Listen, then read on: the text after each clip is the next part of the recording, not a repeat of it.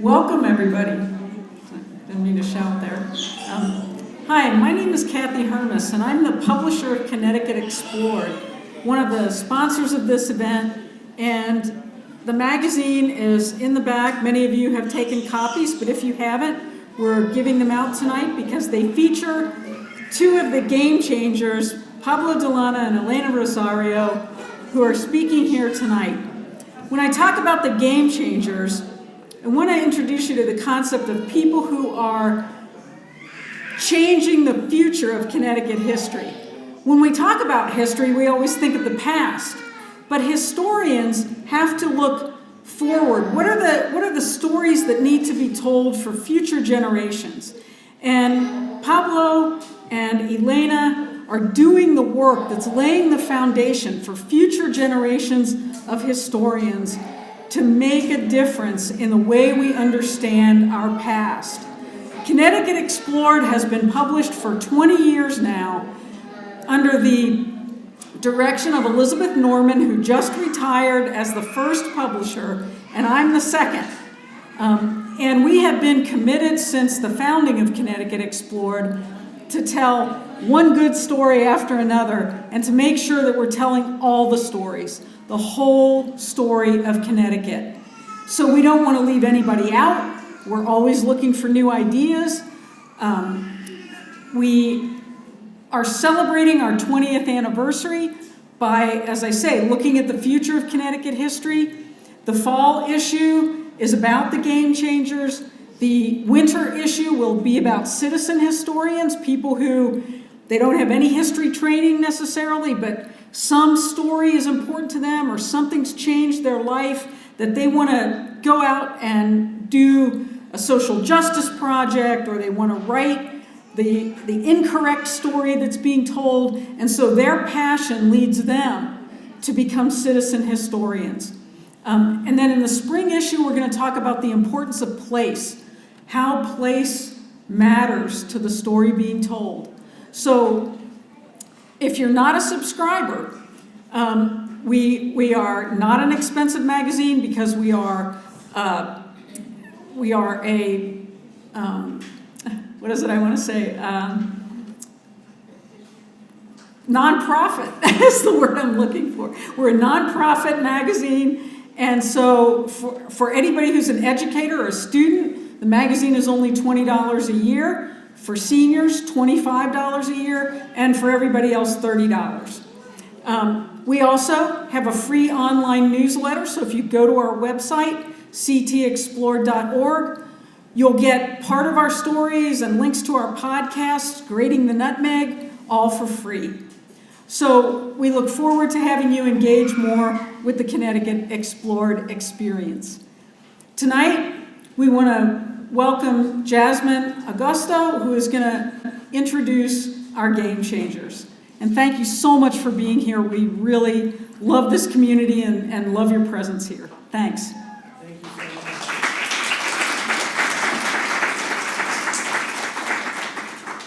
Good evening, everyone.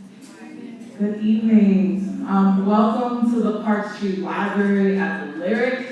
For those that remember, this used to be the Lyric Theater right here on Park Street, and maybe you went and saw films right here in this space. Welcome, welcome, welcome. My name is Jasmine Augusto. I'm the Education and Community Outreach Manager for the Hartford History Center at Hartford Public Library, and it is our pleasure, our delight to host this evening. Welcome, welcome, welcome. If you haven't already, after this conversation, please check out the exhibit outside. It's called Puerto Ricans Making Hartford Home. The Hartford History Center put this together using a lot of images from our Hartford Times collection, which is an incredible resource. And we have photographs from 1950 to 1976, of which is a really critical time Puerto Ricans coming into the city and making Hartford home. We're going to get started with two short presentations by Pablo and Elena, and then get into our conversation. We're going to start with Pablo.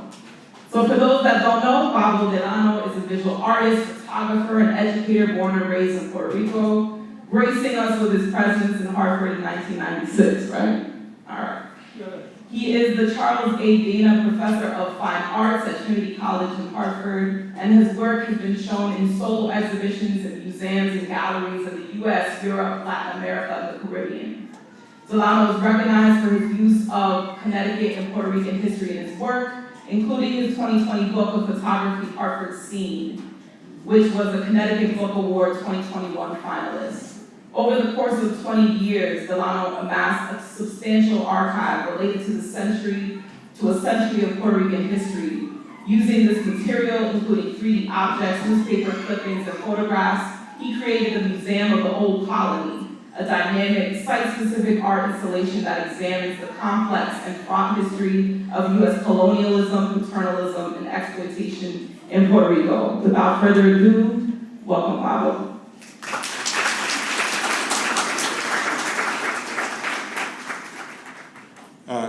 You're looking at a page from the Hartford Courant from August 30th, 2022.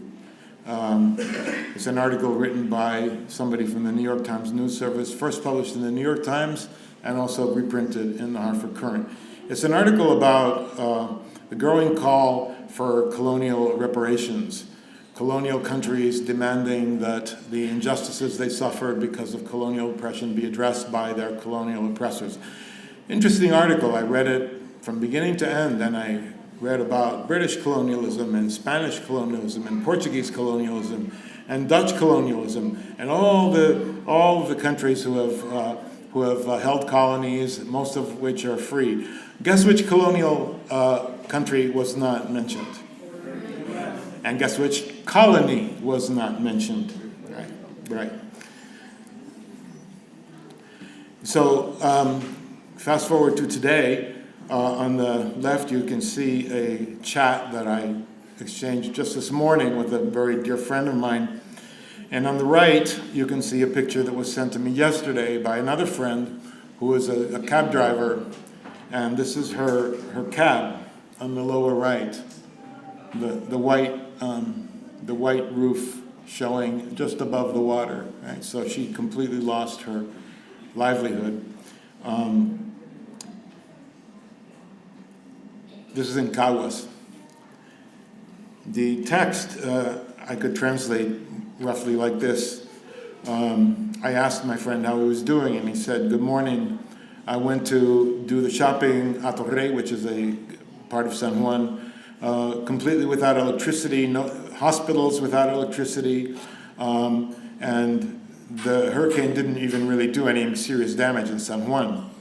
The corruption here is scary." To which I replied, "Oh, but I've heard in the news that the Luma, the electric company, is assuring everybody that in a few days everything's going to be fine, so everything's cool, right?" And he replied, "Oh, that's so far from the truth. We're in a very bad state." And I replied, "Obviously, they lie with no shame." And he replied, "It's terrible the way we allow this to happen." All right, so that is an interesting thought because I read his comment as a call to action.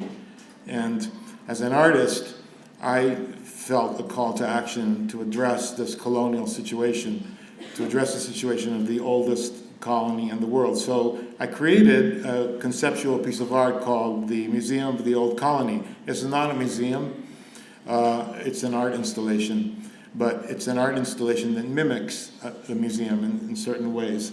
Inspired in part by this drink, which I'm sure some of you drank as children. You can still buy it, Old Colony, and incredibly ironic that this is a soft drink that's still sold in the oldest colony. It's called Old Colony, right? There it is. This is a project that's grown and grown, and I'm not going to talk to you much about this right now because the idea is we're going to just introduce our work briefly and then have a conversation. But I'll give you some idea of the kinds of things I've done since arriving in Hartford. So this started out as a small idea of kind of conceptual project that repurposed and appropriated historical images and objects, and it grew into a really huge project that now it takes up, this is about a 3,000 square foot gallery in the last iteration. What it has to do with Hartford is that we did a kind of portable version of it on a banner, which was originally shown at Pope Park. In Brooklyn and Brooklyn Bridge Park, but then we brought it to Hartford and it was shown in Pope Park and also Colt Park here, which you can see. So it uses and recycles and historical photographs, objects, text, original, unaltered in any way. I'm starting kind of with my current project because this is an ongoing project and it's still in development, even though it's been shown in a number of museums and galleries throughout the country. I'd like to jump way back now to one of the first projects that I got involved with when I arrived in Hartford.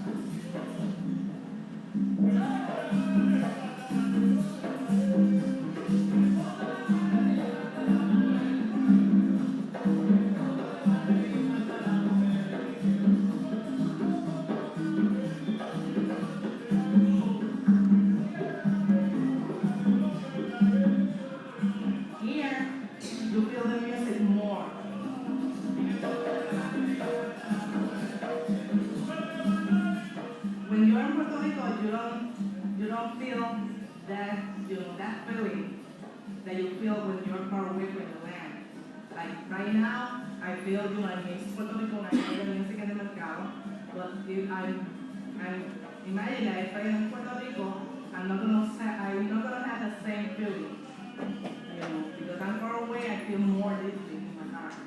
I don't want to go back.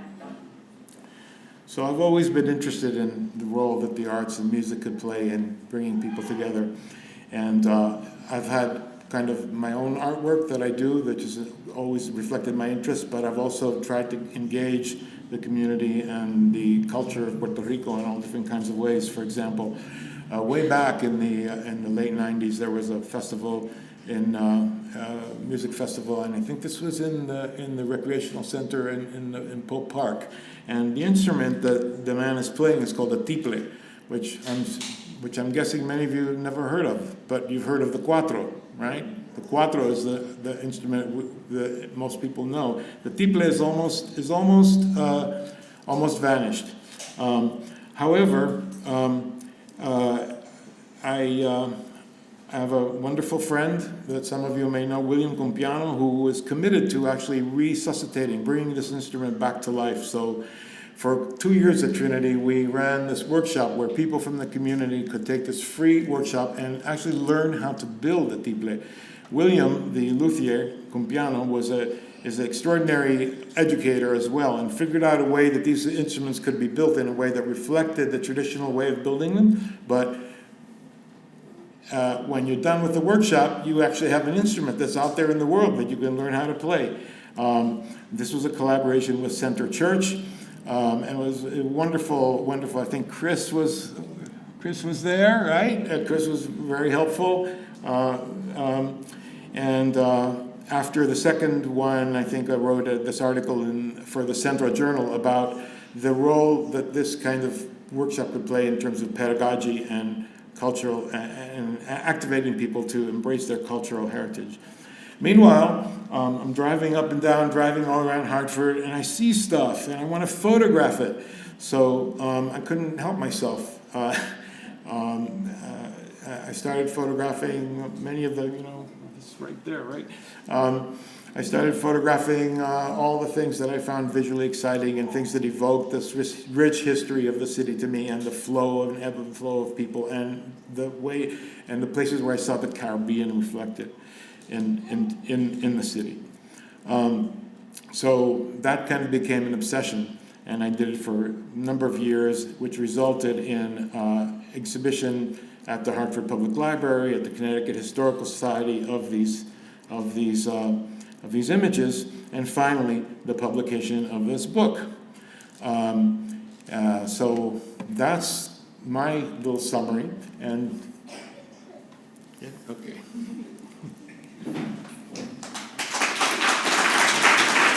And next up we'll have Elena. So for those that don't know, Elena Rosario, she's Hartford's own. She's an emerging scholar and public historian, educated at Connecticut College, and currently a PhD candidate at the University of Michigan. Her scholarly interest in histories of migration, identity formation, and labor emerged early and stems directly from her family's history. As her University of Michigan biography states, in 5th grade, Elena's work in U.S. history won her the Outstanding Award from the Daughters of the American Revolution. Starting in middle school, Elena began to question why Puerto Rican history was largely missing from the United States history curriculum.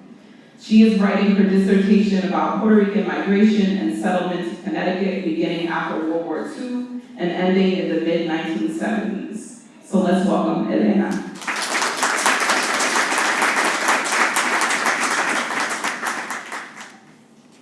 Before I begin, I would like to thank a few people and organizations that have made this event possible. Thanks to Connecticut Explored for this incredible recognition.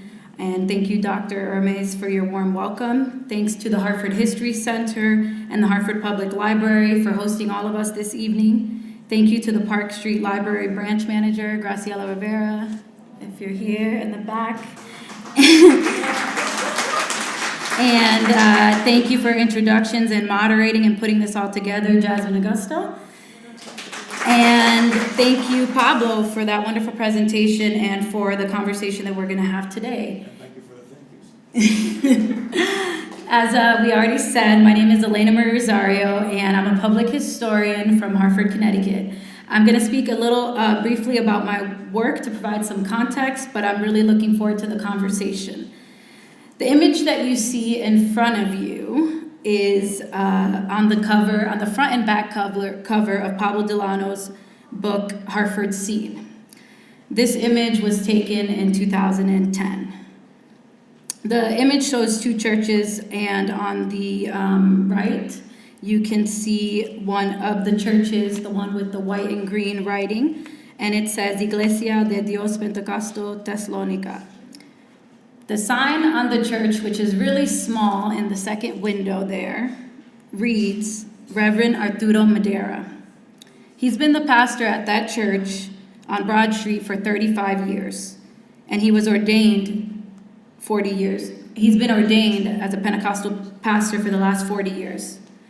Reverend Madera presented me in front of God when I was an infant. He also happens to be my maternal uncle.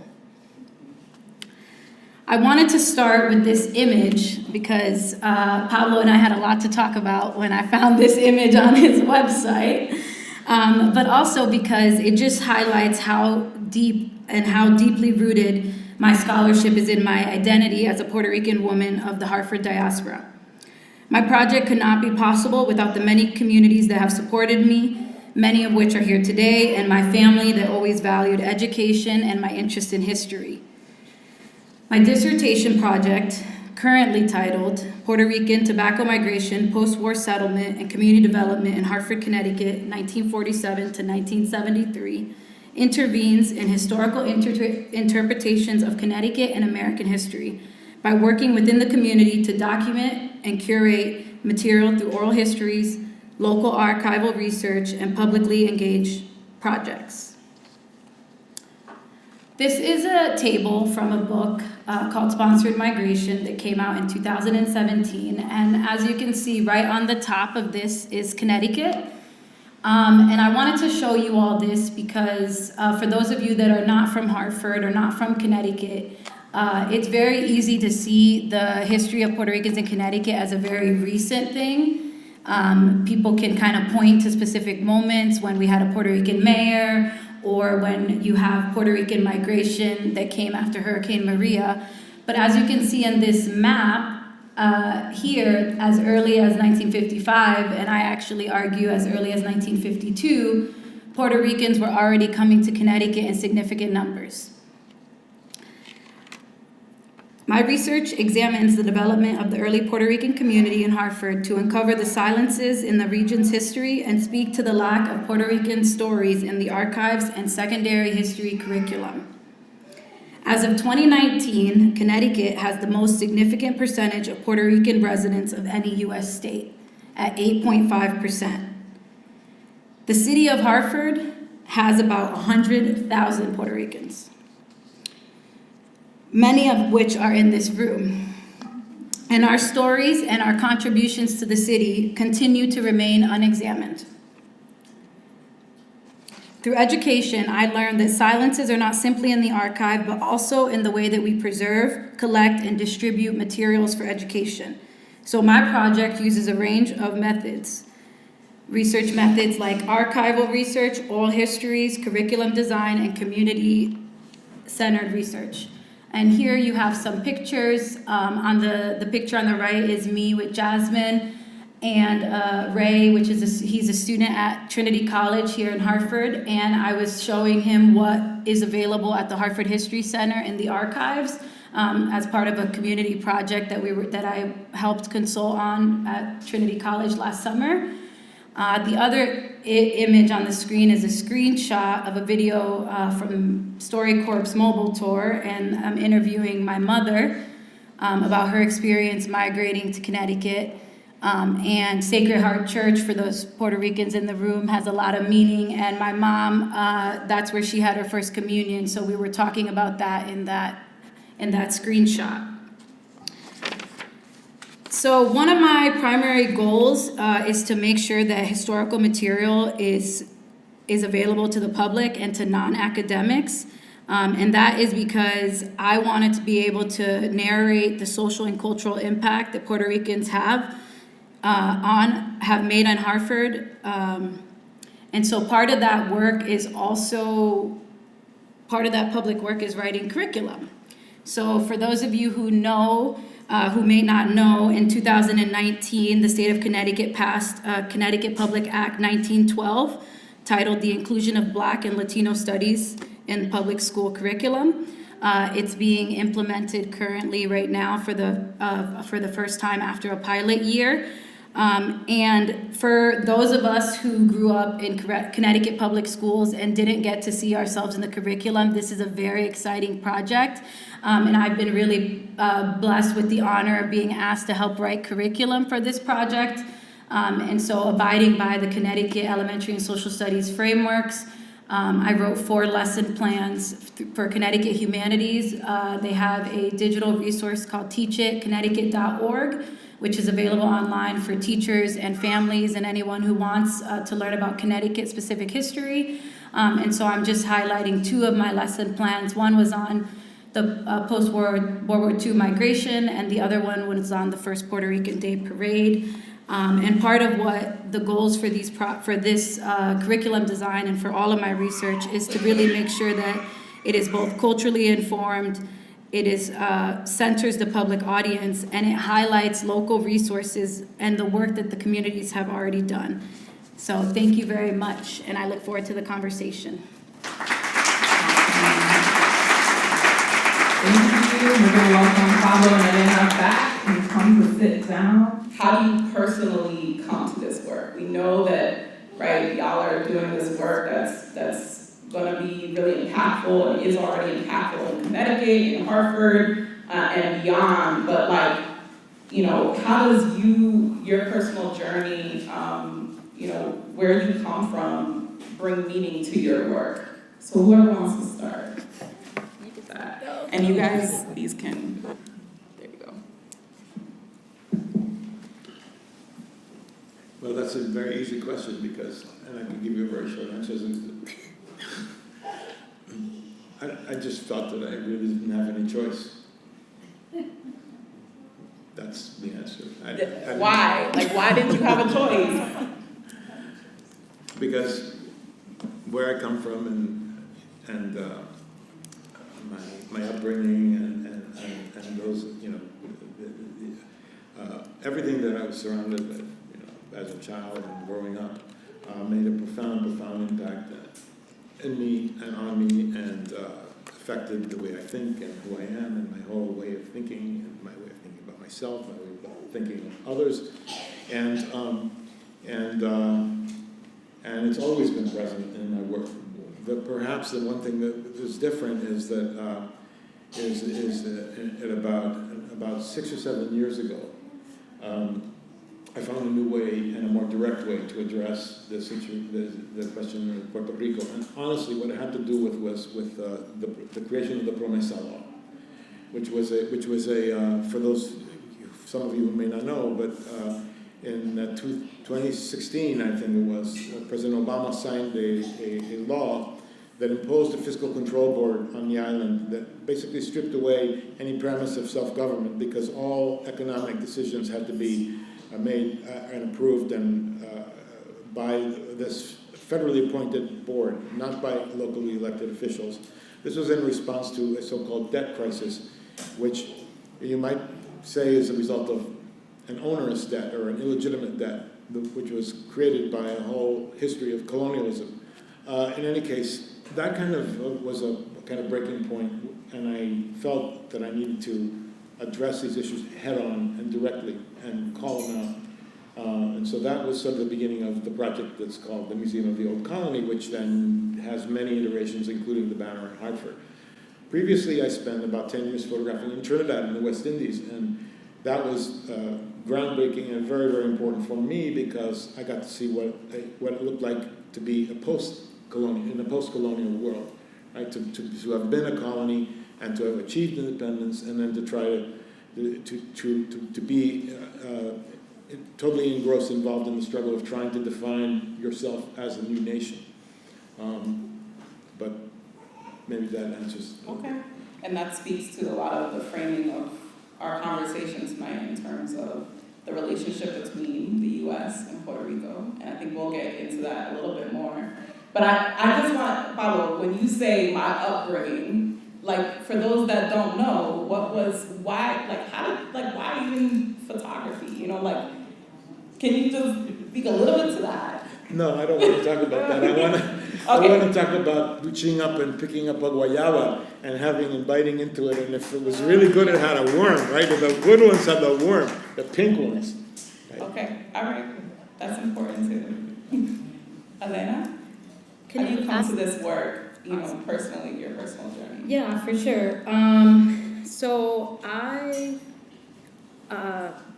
always like learning and reading and teaching, and or I guess you could say I was nosy and asked a lot of questions all the time. So I think it was kind of a given that I was going to go into a field that was going to ask inquiry some way or another. I think in the beginning, my parents wanted me to be a lawyer, because I also like to talk and debate and other things.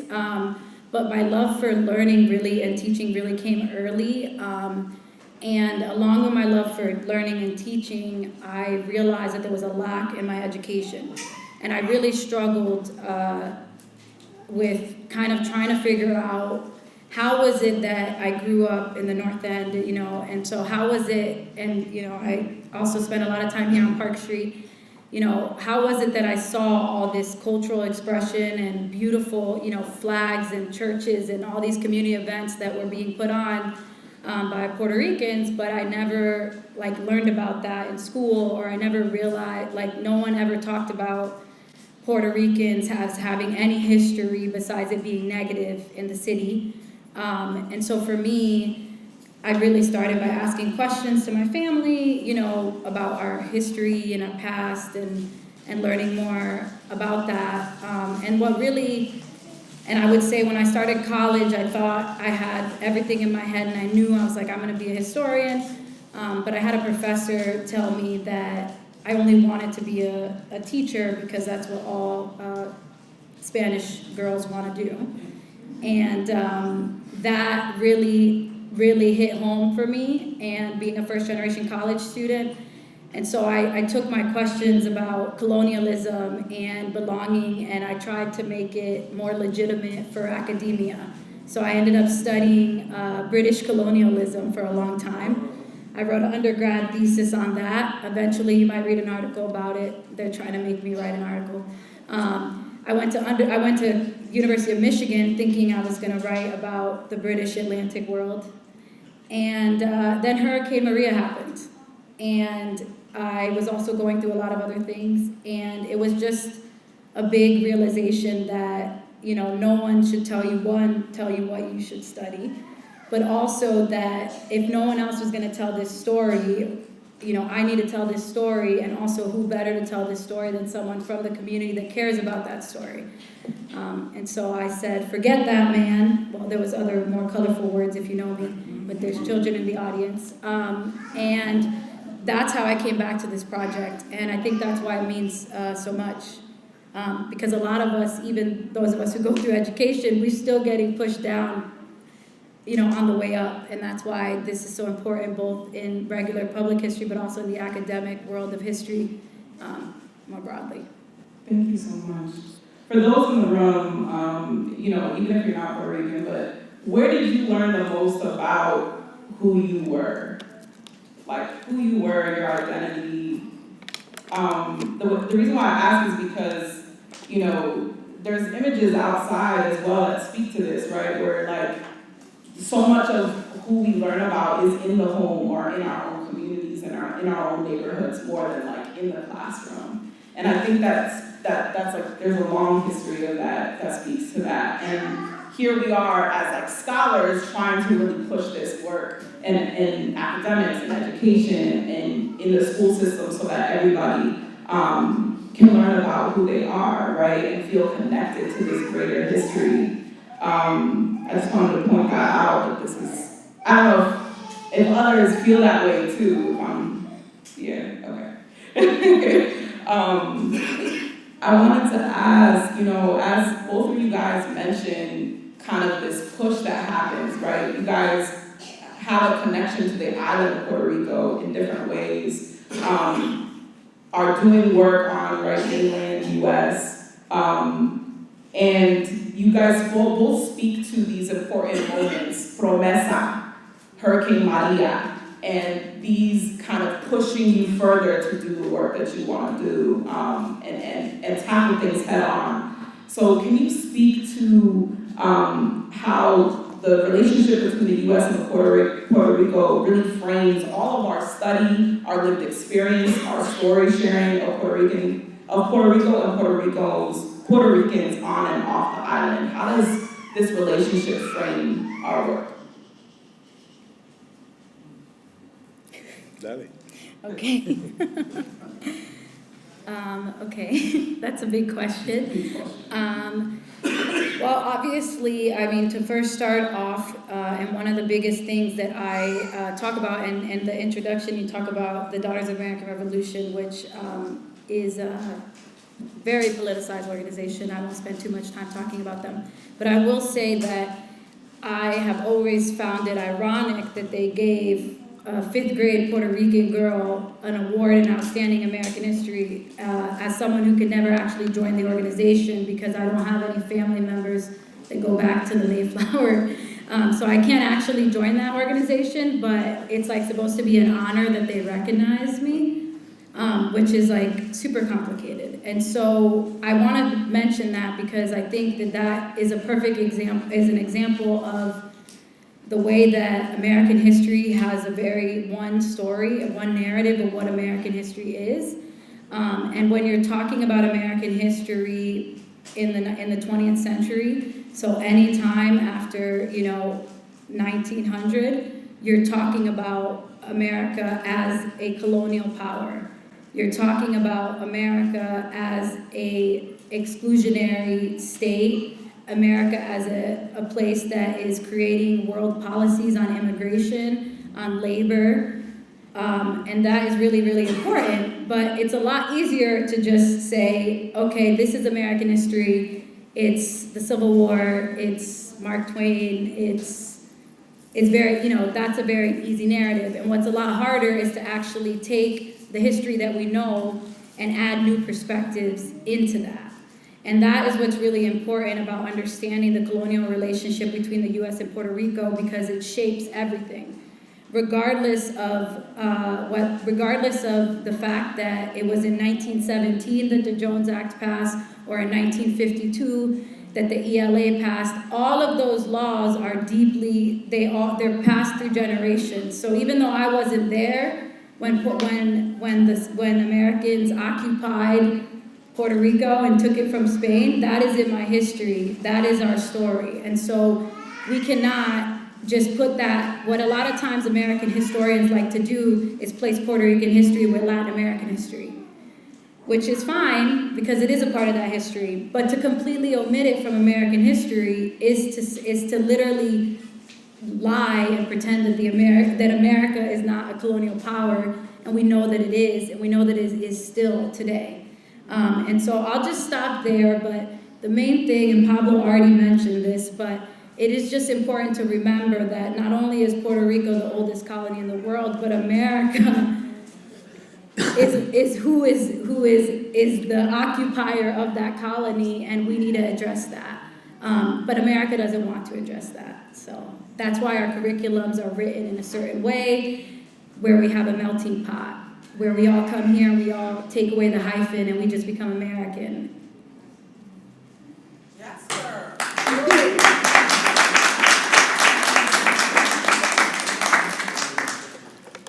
So, in response to your question, two words come to mind. One is erasure, and one is genocide. I was just thinking about this horrible thing that's just happened, right? 5 years after Hurricane Maria, again, right? And so you're thinking of, okay, so surely there's going to be these giant airplanes filled with supplies taking off every 5 minutes, right? There's going to be this massive effort, and they're going to be bringing helicopters to get to the places in the mountains where all the roads were washed out, and they're going to no, there's no big airplanes taking off full of supplies. Nothing. There's no, and think of the political card that Biden could play by saying, oh, well, Trump didn't do anything, but we're not even that, right? So it's just erasure everywhere you look. It is erasure, right?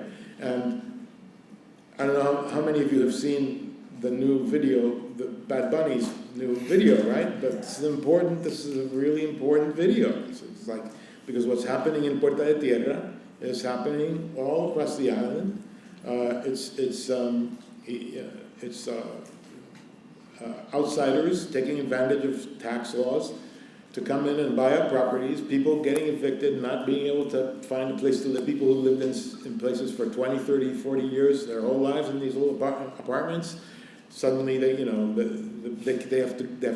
being kicked out because they pay $400 rent, and after they leave, the place is going to be Airbnb, and it's going to be $150 a night, right? On and on and on. So I'm not sure but I'm just, this is now, this is today. This is today, this is now. And erasure, right? Erasure, because it's the direction that this is going in is to make it impossible for people from Puerto Rico to stay there, assimilate, get out. I don't know if you guys can speak. I'll just mention this quickly and then change and then shift. But one thing that I have seen, and just with following a lot of independent groups, artists, activist groups, mutual aid groups, even just talking to everyday people that are trying to survive, right? Is that the U.S. is not coming. The companies like Numa and companies like that are getting a lot of money, billions of dollars from the U.S. are not actually doing the job that they're supposed to be doing. And so Puerto Ricans themselves are having to have that self-determination, right? That their folks, everyday folks, are trying to help each other out through mutual aid, support, through actually shoveling the wreckage, through water collection systems, their own generator system, all these other things to be able to survive and combat the fact that U.S. not coming for them, right? And for our folks. And I want us to shift that conversation to about kind of our self-determination, our resistance work, in even being public historians and doing photography and being able to share our own stories. So if we can kind of shift the story to the conversation to talk about y'all's work as self-determination work, and what is the process and practice of photography, of seeking visual material in the archive or creating it literally because it doesn't exist, right? How it's critical to locate, create, and share stories with Puerto Ricans. So, as you mentioned and I talked about, I have a project called the Museum of the Old Colony, right? This is a project which utilizes photography, but not one single photograph in this project is a photograph I took or I made. Okay? I appropriate historical photographs, and I do that for the project can be read in two ways. The photographs in this project are very difficult. They're really quite horrible. They are photographs. They are photographs that were taken by the colonizer when the colonizer arrived, in order to sell the colonial experience, the colonial experiment to others in North America. And the colonizer brought all the problematic attitudes, all the racism that was there and applied it through visual means. So some of these photographs are very tough to look at. They're hurtful. At the same time, it's important to see them. So it's important for people in Puerto Rico to see the way that the colonizer depicted us, right? And it's shocking. It's an awakening, and I hope it's a call to action. At the same time, this project has been exhibited quite a lot in the mainland United States. The project is in the permanent collection of the Museum of Contemporary Art in San Juan, which, by the way, I'm very pleased and happy to say has opened since Hurricane Fiona, not to show the art, but to let people come in and charge their phones. I mean, it's an amazing institution. They've set up computers and phone banks and places for people to come and, get access to internet and whatnot. The other side of the coin, though, is that it's important for Americans to see the way that their country portrayed us, right? Because Americans need to come to terms with this as well. Yeah, so I am thinking about, can you ask the question again? Sorry, I have notes, but I want to make sure I answer it. Yeah, I was kind of shifting us to think about what is the significance of finding or creating the stories ourselves. Yeah, so I think kind of what we're talking about, and one thing that I have really learned, I would say, from oral histories or interviewing people or just my own lived experience in terms of resistance. So I actually study resistance. So I study the civil rights movement and actual social movements. So I could give you a very academic version of that. Resistance or self-determination in the way that I think about my work is just the daily act of resisting the discipline of history. As I love history, that's my discipline. I have multiple degrees in it, but it is a very deeply flawed discipline that has often favored certain voices over others, and as an institutional discipline, it also it's not as progressive as some other academic institutions, and so one of the resistance that I do is actually being a historian. And so, you know, when I was applying to graduate school, I had a lot of different graduate programs I could do. I could do American culture or American studies, I could do anthropology, I could do political science, I could do history, I could do sociology, or I could do ethnic studies, and I was really intentional about doing history. And that was because I didn't have a Puerto Rican historian in my college, and I wanted to talk about Puerto Rican history, and so I had to talk to everybody else about Puerto Rican history except for someone in the history department. And so I wanted to be that person, that historian that could talk about Puerto Ricans to my students, right? And like I have already said, I wanted to be someone that can say, this discipline, this time period in American history is not just black and white, it's not just white people, or it's not just rich people, it's not just one version of the story. And that's kind of the resistance that I have. But the other thing I want to mention is also this quiet resistance, which is that, and that's what I would like to call, that's the community resistance, and that's really what I see all the time, right? And so in my work, like, my work is just highlighting the history that's already been here for 50, 60 years. I just want to make sure that we collect those stories before those people pass away, because we've already lost so many people that were important in those stories. And so, but the work is ongoing, right? So the next book, you know, I'm just gonna, once I finish in 73, I gotta start in 74, and then the next project continues, right? And then you gotta talk about the 70s and the 80s, which was a crazy, you know, huge time for the city. And then the 90s, right? And then we'll come all the way back up to today and talk about the work that Jasmine's been doing, right? And so, and that's part of the project, right? But you have to start the project where the story started, and so that's the resistance that I really do, is by starting the story with the working class, with the tobacco migration, and with that early group, to really tell a full story of how we all got here. And I would just add that it's very important that you do this work, because we're facing erasure, and if you don't do it, it's not going to. If we don't do it, it's not going to get done. It's very important work. Period. And that was my next question, is like, whose story is important, right? And so you got right to it, right? It's not just all the professional Puerto Ricans who made it and all of that, right? But just everyday folks. And so I think that both of y'all's work speaks to that too. Is like the everyday businesses, the everyday folks that we can connect to. So thank you for that work. Last question, and I want to open up to, because I think we're actually going to have a little bit of time for audience questions. Okay, so is there such thing as a Hartford Rican? Yes. Yes. What does that identity mean in comparison to a Puerto Rican, for example? Is there like North End versus South End kind of situation? What is the generational legacy of Puerto Rican identity inside within Hartford? So I know it's kind of like a bigger question, but I just want to put that out there. I'm sure people in the room can also speak to this.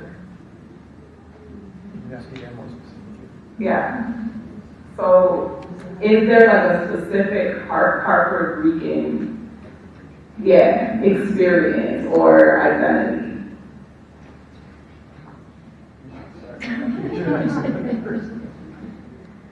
Okay. So most of y'all have heard Puerto Rican. It has its own kind of term. We have an expert Puerto Rican over here. I won't make her speak, but if you really want to get into it. But I personally say that I am a Puerto Rican in the Hartford diaspora. I think Hartford Rican is an interesting term that we can use, and I think if people want to use that term, then yeah, we can go ahead and make it an academic term. I personally don't think that I want to create the term. That's a lot of work when you create a term in academia, right? You have to have all the theories and everything behind it. In terms of a way to categorize people, yeah, there are, Puerto Ricans in Hartford. We are different than Puerto Ricans in Waterbury. We're different than Puerto Ricans in New Haven.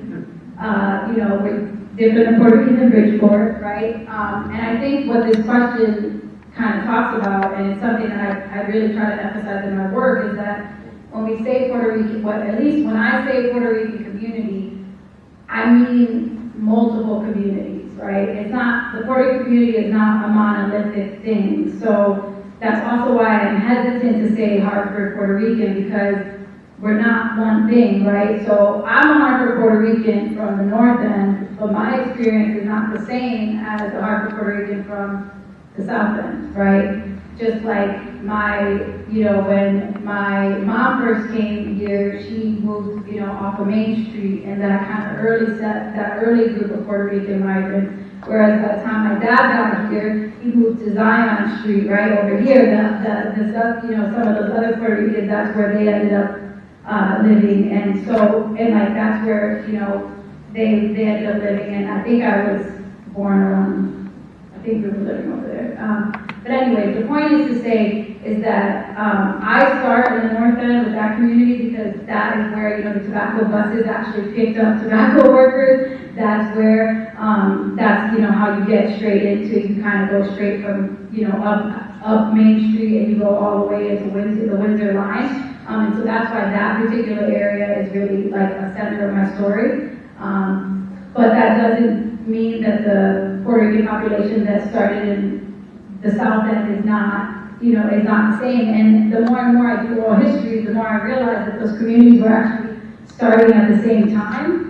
And a lot of it was just one Puerto Rican moving to the street, right? So like one Puerto Rican decided to go to Garden Street, and then everyone else moved to Garden Street. And so that's how those communities started happening. So yes, there are Hartford Puerto Ricans. I don't know if Hartford Rican is a term. Maybe in this room we can come up with a term that we feel that identifies us. But I don't think it has gotten to the point where it's its own collective identity to the point of what New Yorkican is. It's not to say that we can't get there. I do think that it's just we're a younger community and we just haven't had those conversations yet. So we haven't created that space, but maybe we're doing that right now. So I really can't add much to that, but I would just a couple of observations. It is interesting that to note that there are some geographic areas in the Africa much more heavily represented here than others. Like there are several businesses that have the name Comerio. There's Comerio Market, there's Comerio Restaurant, which is closed, and that takes me to the other point, which is that it's interesting to put this in the context of the history of Hartford as a city. It's always been a place to which people moved. You look at the history of the North End, which was so solidly Jewish, and now all of stuff, these synagogues which are being used and are still places of spiritual worship, but they're no longer Jewish. Interestingly, the places, the people who are using them now as places of worship have not felt any need to take off the Hebrew writing and this all. So, I mean, that's a kind of beautiful thing, I think. But also, you may have noticed in the video, my little video that I showed in Mercado, there was a restaurant called Kushnangera. It was a very busy Puerto Rican restaurant, which is no longer there. It's been replaced by a Dominican restaurant. So I think that's, things are just in this constant flux, that's part of the equation. Yeah, I just want to add that, I think it is important, and that's another reason why I like the Hartford Rican as it's not a monolithic group, because when you do the research, early Puerto Ricans were coming from, Comerillo, Calle, Caguas, people were coming from all over, and a lot of those, we still see that, right? So there's like, Calle Tires, there's all these different places, in places like in Bridgeport, there's like a Taino barbecue, and so all over Connecticut, you have those remnants of, not only, so it's like, we're also Puerto Ricans that were coming from all over the island as well. And so that gets, that kind of, all of that mingles in and creates events here. And one of the things that I'll just mention is, there was a video playing outside here, and it was showing an event at Sacred Heart Church, Comerillo Docentes, And it was an event that was a festival that was from Comedillo. And the Hartford Puerto Ricans at the time, they brought that festival to Hartford to represent the community of Comedillo. And that was very common. Then that was something that was very common to happen. And when we get Puerto Rican parades in Hartford now, you'll still see people with their flags from their individual towns, and the Puerto Rican flag as well. So it's hard to, create that because it's complex. But the levels of complexity are pretty deep. The levels and levels. For example, I was thinking of not far from here, Hillside Avenue, there's a place called El Morro Supermarket. And they have good food, and they have food, and people are very proud of El Morro, like the old Spanish focus in Dia San Juan. But at the same time, El Morro is a symbol of Spanish colonialism. But also, that store is owned by Dominicans now. So it's not a critique, it's just saying that's the way it is. And shout out to Aki Miguel, who provided the food tonight. Right? And the original Aki Miguel is on Albany Avenue. It's still there. And we have Aki Miguel right here on Park Street. So that also shows that North End South End connection. So we have a little bit of time. So definitely open up to questions in the audience. And I'm actually, go ahead. I just wanted to mention that Aquí Me Quedo is going to be celebrating its 52nd year in business on the 25th. They're going to have a little block party and stuff, and that's also going to be when the city of Hartford is doing Domingo, which is an event where they'll close out the streets so people can ride their bikes or walk through the city. So I just wanted to highlight that is a huge pillar in our community as well, that restaurant. And it's still family owned. Thank you. Yes. Can you, see if you project, and then if not, I'll come around to the lens. You both spoke on erasure and resilience, and both all work in representation and education. Do you feel as though our language, which is Puerto Rican's version of Spanish, has been touched in the nation and the country, should be also represented in our schools as English, European Spanish? Yes. That's a great question. I was just talking to someone about this, someone who was I would say one of the best educators ever, bilingual educators, Edna Negron, somebody you know her. And I was just talking to her about this, and yes, I think, and part of why the curriculum that I do is culturally informed and relevant, and so I didn't mention this, but part of when Connecticut Humanities asked me to write this curriculum, I told them that I would do it if they would translate it, which is not something that they did with any of their curriculum. And I told them that I didn't want to translate it, but I would find someone too, and I found a Puerto Rican translator to translate it. And so there are Spanish versions of these. But that was really important to me, right? Because it's not, I wanted to make sure that ESL students also know this important history. This content is still important, even if you're not, even if English is not your first language. That is something very small, right?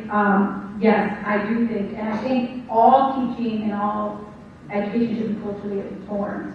And that's just part of my value of pedagogy. But this has been an issue. And in the history, this is an issue.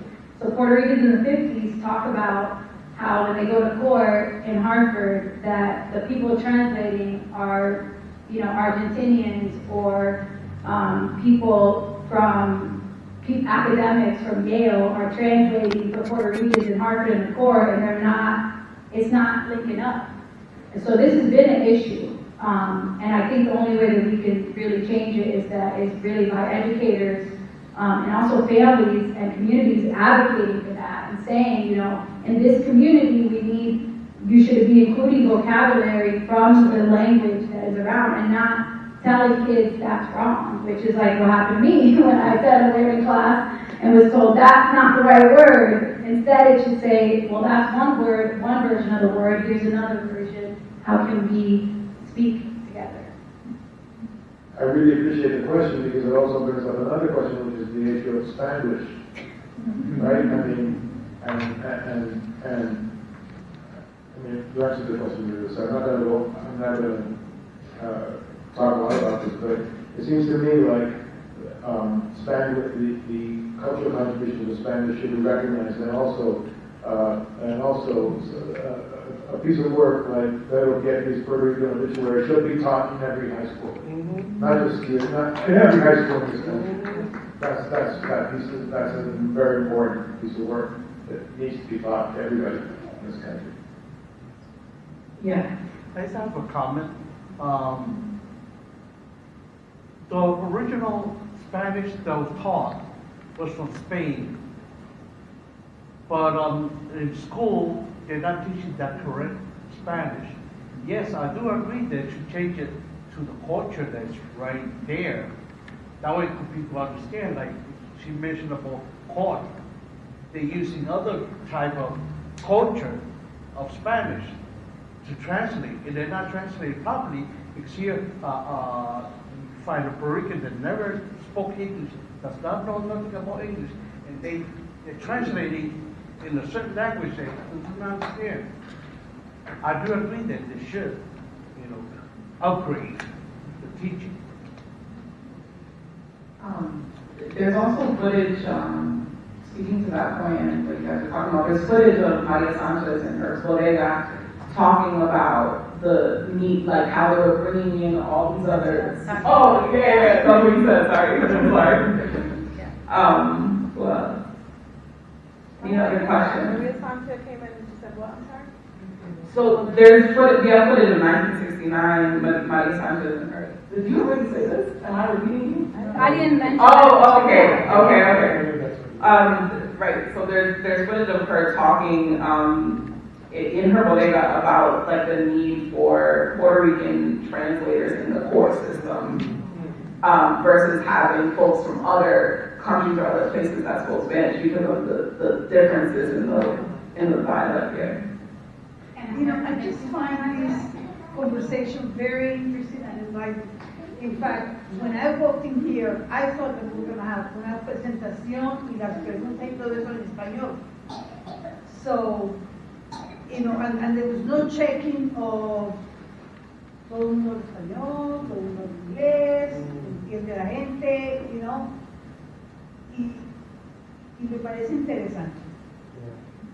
I know, we were gonna check and then I talked to Graciela and we switched it up last minute, so I'm sorry for that. Jen had a comment first.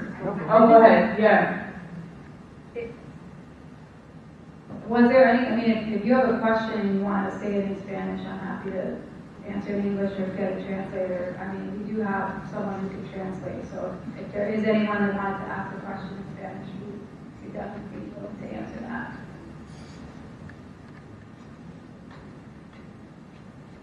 Jen, go ahead. I just wanted to aclarar, y'all have that recording at the Hartford History Center? It's online. Online? I think she's interviewed by a priest, right? Yeah, there's a priest that's there from Sacred Heart Church. And the footage is all on the Connecticut Digital Archive. And actually, when you walk out, there's like QR codes of all of the different films that are there from 1969, and 2 of them are with Maria Sanchez in her shop. Do we know what you done? Maria Sanchez? 1989. I went to the Hartford Public School system. I was born and raised in Hartford. And so I remember seeing all of my Spanish teachers, all my Puerto Rican teachers. My mother would call them la plantitas. They were all white. And and it wasn't until I got Mrs. Negron who said, esta es la primera negrita maestra. And she would even talk to my mom about that. my mom was a black Puerto Rican woman who was very proud. And that feeling that we were not, there was something we didn't fit in also because of the negritud. And then when I went to Puerto Rico as an adult, I often was made fun of for saying pal, comer, and it's a struggle. And that's why I call myself a Hartford Rican, because I'm still proud of saying pal carajo. Voy a comer, voy a lonchar. And I feel comfortable saying those things. But I remember growing up feeling I'm not this, I'm not that, I don't know, I don't see negritud in the professionals that were coming in. And it wasn't until I had Mrs. Negron, Edna Negron, as a teacher that I saw my first teacher that looked like my mother, looked like me. She had the nose features, the hair, and it felt real. And so my point is that we talk about American colonialism, which I agree 100%, but we also have to start with the Spanish colonialism, and we cannot ignore that.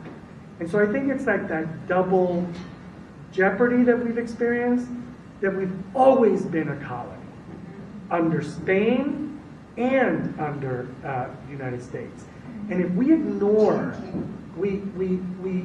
I remember celebrating the Los Años de Cristóbal Colón and Rafael Hernández spending millions of dollars to bring back the ships.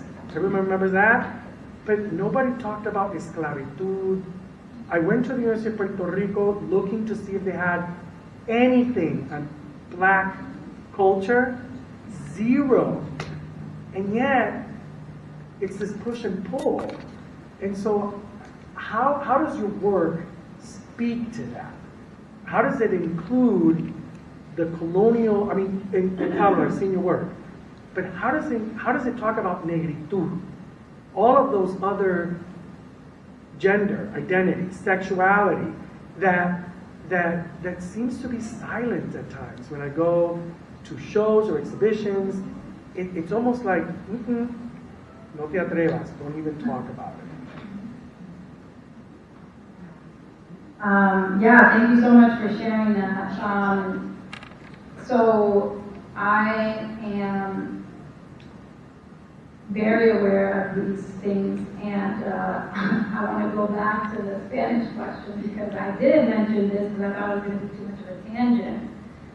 But I always bring up Spanish colonialism as well.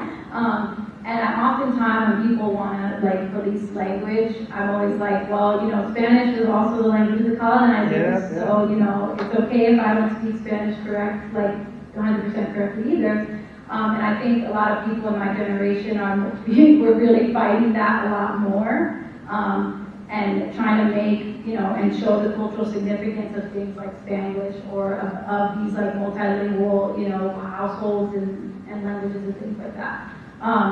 So I think that's crucial. For me,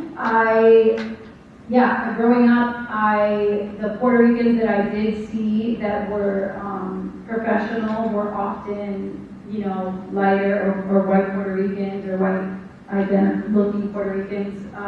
And that was definitely something that was not, I definitely understood that. And I think that that's really important as to why, again, I start my work with really looking at marginalized groups by starting with the working class, because when you start with the working class, it's not to say that race doesn't exist, but it's a lot more nuanced.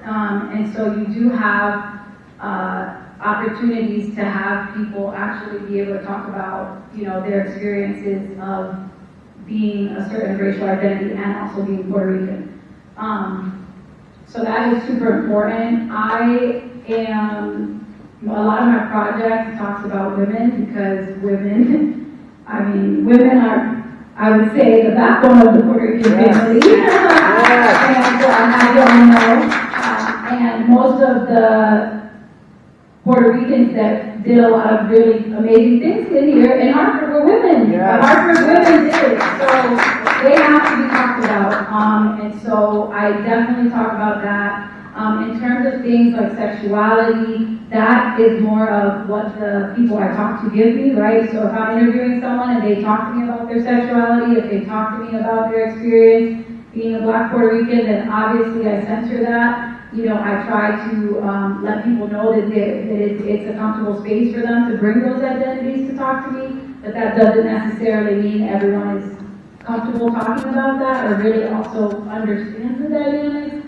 And so really it's just my job to make sure that I'm getting as many diverse perspectives as I can, but also being able to ask those questions that, you know, I have that experience of living in the city, so I can ask questions like, I was doing oral history and then the Rome this past weekend, and we were talking about the North End, and, you know, she mentioned living on Garden Street, and I was like, yeah, I can see that from my, you know, my house right now. And that's the kind of work that's what I see as bringing voices to those stories.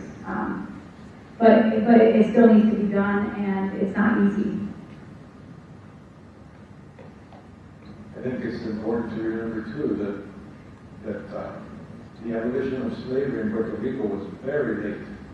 Very late. It was one of the last places where slavery was abolished. And there have been a lot of studies comparing the Spanish colonial attitudes about race versus the American attitudes about race, which were, I'm not going to say one was better than the other, they were both pretty awful, right? But it was quite different. In the Spanish colonial period, for example, it was very much frowned upon for a Spaniard to marry a Black woman or a person of indigenous, but it was tolerated if it was a good Catholic marriage, you know. so it's very different. The U.S. brand of racism was especially horrible, you know, especially cruel, and that's reflected in a lot of the materials that I work with from the 1898, the first few years when a lot of photographers were sent. I just mentioned that you know, this project has been exhibited a lot of different places, and I always try to respond to the location, the specific location. So the last major installation of the project was at James Madison University in Virginia. Yeah. So I made a particular effort to highlight the way that, partly because a lot of the soldiers that were sent were from the South, because it was closer. You know, there wasn't, like now they fly, there was no airplane, so it was like, who's going to get to the closest ship? Right? So I made a particular effort to include examples of the most egregious kinds of ideas about race that were imposed. Infantilization is another technique that was used by the colonial, by the U.S. colonial powers. In the beginning, they tried to depict us as innocent little creatures who could be saved by Uncle Sam. And There's some of that in Christopher Columbus, too. of course, Yeah. I just wanted to add real quick that just like Blackness and Puerto Rican identity